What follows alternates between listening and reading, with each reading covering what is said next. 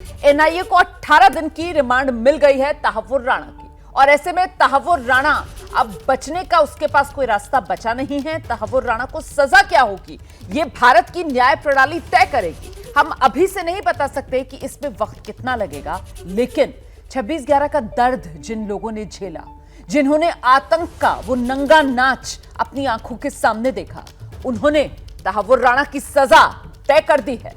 Mumbai police के constable Tukaram Ombale वो जाबाज थे जिन्होंने 26/11 के दिन गिरगांव चौपाटी में अपनी जान देकर कसाब को गिरफ्तार करवाया था। ओंबले का कसाब से सीधा सामना हुआ था। कसाब ने उनके सीने में गोलियां उतार दी थी, लेकिन शहीद तुकाराम ओंबले ने उसे भागने नहीं दिया।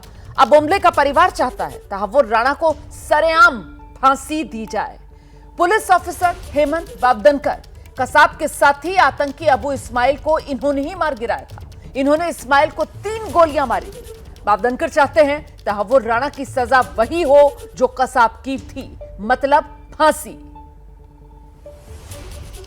ये बहुत बड़ी उपलब्धि हमारे लिए है। तहव्वुर राणा को यूएसए के सुप्रीम कोर्ट से प्रत्यार्पण करके लाना, इससे एक मैसेज पूरे जग को जा रहा है कि भारत के ऊपर कोई भी हमला करेगा या कोई भी दुर्व्यवहार करेगा उसे बख्श नहीं दिया जाएगा। हमले में जितने भी एक्यूज, मेरा तो कहना है कि आखिरी जो एक्यूज रहेगा उसे भी यहाँ पे लाके उसके ऊपर भी मुकदमा चलना चाहिए और उसको भी कैपिटल पनिशमेंट होनी चाहिए। ऐसे लोगों को भर चौक में लेके, बड़े चौक में लेके, आज़ाद मैदान जैसे मैदान में लेके उनको जाहिर फांसी देना चाहिए। उनका शरीर का एक एक अवयव काट के उसके ऊपर नमक छिड़क के ये लोग को सजा देनी चाहिए, ताकि कोई आतंकी पाकिस्तान में पैदा ना हो।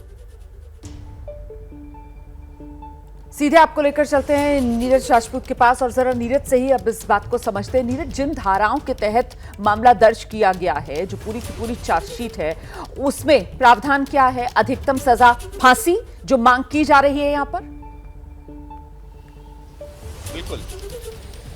बिल्कुल रोमाना, बिल्कुल ठीक कहा आपने। फांसी की सजा है, क्योंकि हम जानते हैं कि 166 लोगों की जान गई थी मुंबई हमले में। 250 के करीब 238 की जो संख्या थी वो उसमें जो है लोग जो थे वो घायल हुए थे। तो आप मान सकते हैं, और ये जो एफआईआर रजिस्टर्ड हुई थी इसमें 302 केस भी लगा था, इसमें यूएपीए भी लगा था इसमें, और कॉन्स्पिरेसी का भी केस लगा था कि किस तरह से भारत के खिलाफ कॉन्स्पिरेसी रची गई। तो ये जो एफआईआर की जो एक्ट्स है इसमें आईपीसी की, उसमें जो हत्या करने का और उसमें फिर फांसी सजा प्रावधान है। लेकिन इसमें यह देखना होगा कि क्या कोई क्लॉज लगाया गया है अमेरिका की तरफ से, लेकिन ऐसा लगता नहीं, क्योंकि जो डिपार्टमेंट ऑफ जस्टिस जो डील कर रहा था इस पूरे मामले को तहव्वुर हुसैन राणा के, उसमें ऐसा कोई लिखा नहीं है स्टेटमेंट में। और उन्होंने साफ तौर से लिखा है कि उनके भी अमेरिकी नागरिक मारे गए थे, 6 अमेरिकी नागरिक मारे गए थे, इस हमले में मारे गए थे। हम जानते हैं कि इजराइल के भी नागरिक मारे गए थे। तो इनकी ये सोची समझी साजिश थी कि हम लोग जो भी अटैक करेंगे, क्योंकि जो पाकिस्तान से आए हुए आतंकी थे, उनको भारत की जो कमर्शियल राजधानी है उस पर अटैक करना था। भारत के सबसे बड़े होटल में से एक ताज होटल पर हमला करना था। साथ ही वहाँ पर जो लोग मौजूद थे और वहाँ जो मौजूद विदेशी नागरिक थे उनको टारगेट करना था। ये इनकी कॉन्स्पिरेसी थी, ताकि जो मैसेज है जिहाद का या कश्मीर का, उसको पूरी दुनिया में फैलाया जाए। इनको ऐसा लगता था कि कश्मीर के मुद्दे को लेकर जो दुनिया है वो कहीं संजीदा नहीं है, इसको लेकर ही इन्होंने इतनी बड़ी कॉन्स्पिरेसी रची। साथ ही भारत को किस तरह से कमजोर किया जा सकता है इन हमलों के जरिए, जैसे हम लोग पहले भी बात कर चुके हैं कि 1000 कट कैसे देने हैं, वो करना था। तो उसमें फांसी की सजा है। तो जो लोग बहुत शुक्रिया आपका नीरज राजपूत। मनोज, आपका भी बहुत बहुत धन्यवाद। तो कुल मिलाकर जिन धाराओं के तहत मामला तहव्वुर राणा पर दर्ज हुआ है, भारतीय कानून के तहत उनमें फांसी का प्रावधान है। और बड़ी बात यह कि जो प्रत्यर्पण तहव्वुर राणा का हुआ है बिना किसी शर्त के, ऐसी कोई शर्त नहीं है कि इसको फांसी की सजा नहीं दी जा सकती। इसी वजह से जो अंजाम आतंकी कसाब का हुआ था, वही अंजाम तहव्वुर राणा का आने वाले समय में होना तय है। मुंबई हमले का मास्टरमाइंड एनआईए की गिरफ्त में। इससे आज से पूछताछ का सिलसिला शुरू होगा। 26/11 के राज उगलवाए जाएंगे। 2008 के वो जख्म आज भी कई लोगों के जहन में ताजा हैं। पूर्व एनएसजी कमांडो सुरेंद्र सिंह और जम्मू कश्मीर के पूर्व डीजीपी एसपी वैद्य का क्या कहना है, वो आपको सुना देते हैं।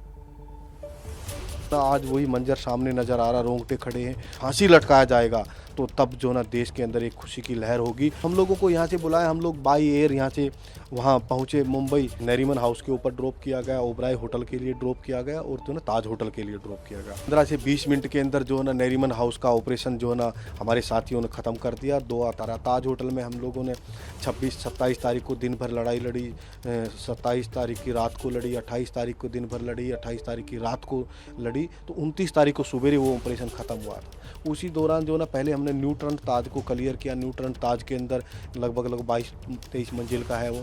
उसके बाद जो ना फिर हम ओल्ड ताज के अंदर भाग गए आतंकवादी। कभी वो एक जगह से दूसरी जगह भाग रहे थे, फायरिंग कर रहे थे, आग लगा रहे थे। तो पानी की कहीं ऐसे पाइपलाइन वगैरह और उनको तोड़ देते थे, क्योंकि कमांडो आएंगे तो आवाज़ आएगी अंधेरे में, पैरों की आवाज़, हम उससे पता चल जाएगा, फायरिंग करेंगे। तो हम जब लगातार लोगों को निकाल रहे थे, मैंने खुद ने 2 आतंकवादियों को मारा। 627 आदमी को ताज होटल से मैं जिंदा ऑन रिकॉर्ड जो है ना वहाँ से जिंदा निकाला। मैं समझता हूँ तहव्वुर राना का भारत में लाना एक बहुत बड़ी उपलब्धि है भारत सरकार की। इसको कौन हैंडल करता था ISI से? हाफिज सईद का रोल क्या था, नकवी का रोल क्या था, और ये जो इसको फाइनेंस कौन करता था? तो इससे बहुत सारे पोल खुलेंगे जो पाकिस्तान की डीप स्टेट ने, ISI ने ये सारा कांड किया। उस